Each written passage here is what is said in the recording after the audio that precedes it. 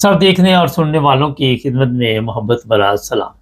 कल social media पे मेरी नज़र पड़ी तो वहाँ पे एक किसी ने मज़मून लिखा हुआ था और आप सबके इल्म में होगा कि तकरीबन 1 साल के करीब होने को है।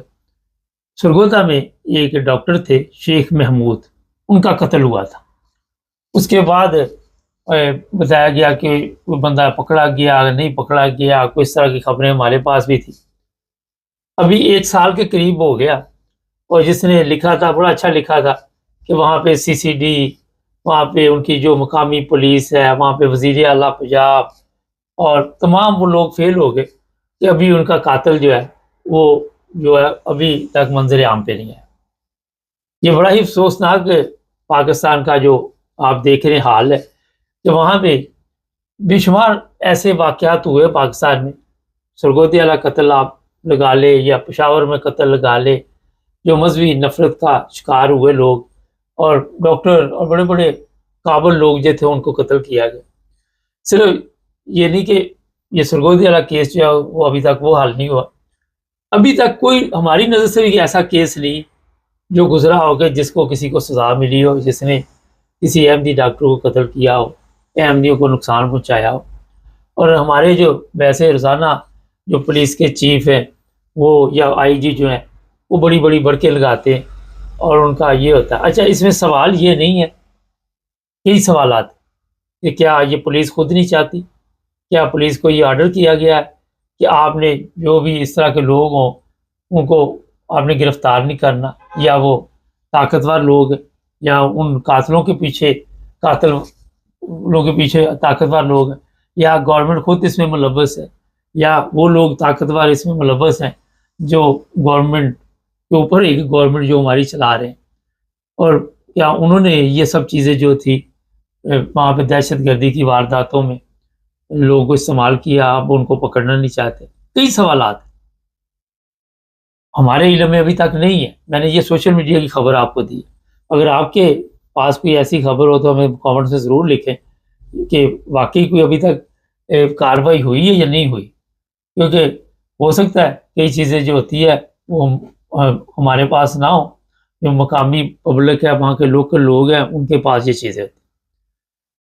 ये मैं बता देता हूँ कि जब तक आप इस तरह के जो ये भी अब दहशतगर्दी है ना एक बात।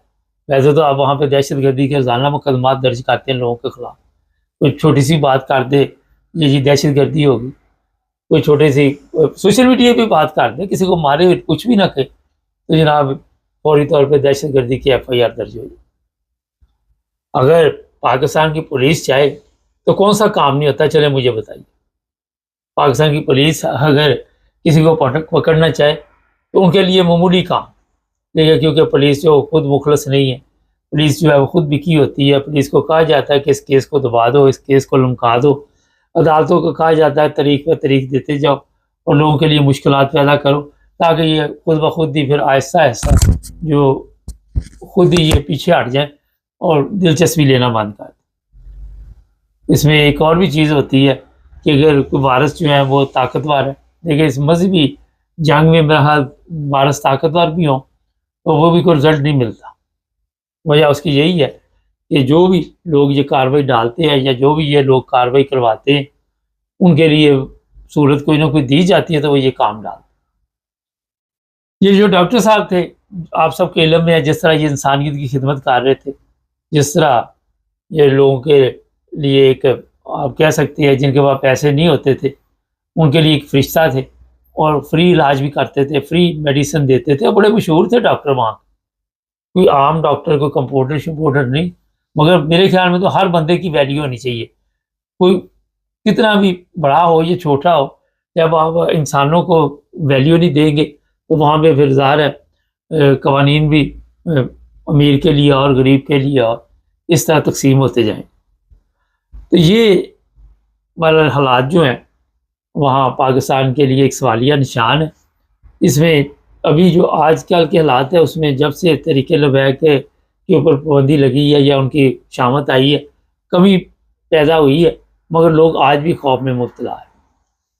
अच्छा, बहुत से लोग बहुत से सवालात भी कर देते हैं, कोई اس میں پچھلے دنوں ایک میں نے پروگرام کیا تھا، اس میں کوئی شک نہیں ہے کہ آج بھی پاکستان میں جو احمدی ہیں ان کے لیے وہی مشکلات ہیں جو پہلے تھی۔ طریقے لبیک کے اوپر پابندی لگنے سے کوئی کمی پیشی ہوئی ہے، مگر جو نفسیاتی طور پہ مسائل ہیں وہ ابھی بھی بڑھتے جا رہے ہیں۔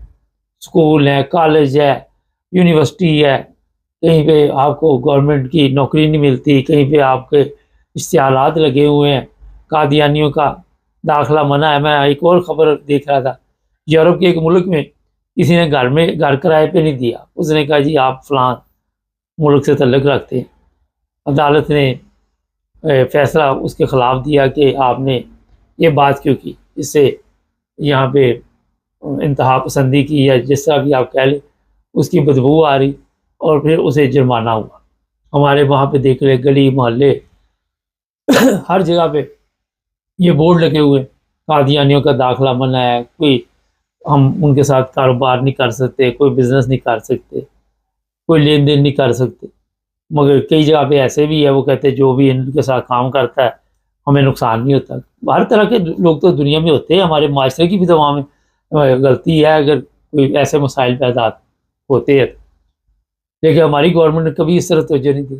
ویسے تو مریم بڑے نعرے شعرے لگاتی ہے، بڑے وہ دعوے کرتی کہ سب پاکستانی ہیں، بعد میں ہم دوسرے ہیں، لیکن یہاں پہ میرا خیال اس کو پتہ ہی نہیں چلتا۔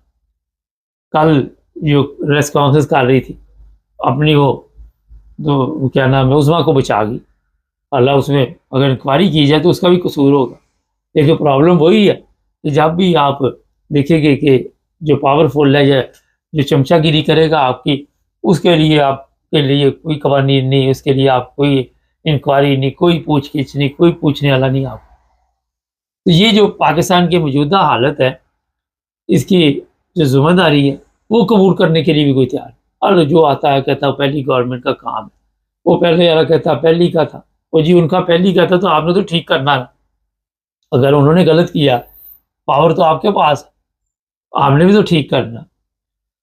اچھا جی، ایک تو کامرس سے کل ایک تو یہ میں نے پروگرام کیا تھا کہ جو لوگ بھی اس سے کہتے ملائیشیا یا یہ تھائی لینڈ اور دوسرا سری لنکا، یہ ہے آپ کا جو نیپال ہے، وہاں پہ ان کے رشتہ داروں کو چاہیے کہ ان کی ہیلپ کرے۔ تو ایک کامرس ہے، اس نے لکھا، اب سب نے کہا بڑا اچھا پروگرام کیا، لیکن ایک دو کی بات کر لیتے۔ ایک نے تو لکھا میں تھائی لینڈ میں ہوں اور میں بڑی تکلیف میں ہوں اور میں سوچ نہیں سکتا کہ میں ان حالاتوں میں کیسے پہنچ گیا، بڑا کچھ اس کا مفہوم یہی تھا۔ ایسے لوگوں کو اب ہم تو صرف پروگرام ہی کر سکتے ہیں۔